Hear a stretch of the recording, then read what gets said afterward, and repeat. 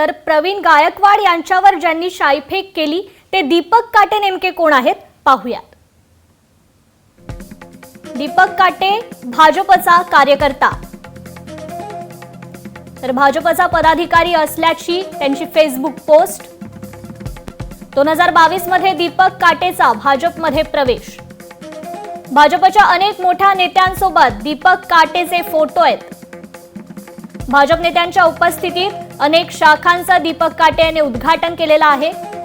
पुणे इंदापूर तालुक्यातील सराटी गावचा दीपक काटे रहिवासी। अनेक आंदोलनात भाजप नेत्यांसोबत दीपक काटेचा फोटो आहे। तर हत्या प्रकरणात 7 वर्षे येरवडा कारागृहात दीपक काटे होता।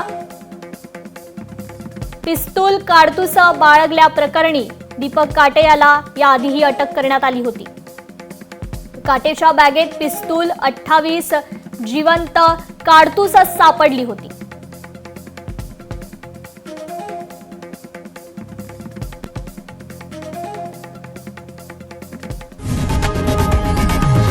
लोकशाही मराठी ऐका, पहा, जागरूक रहा।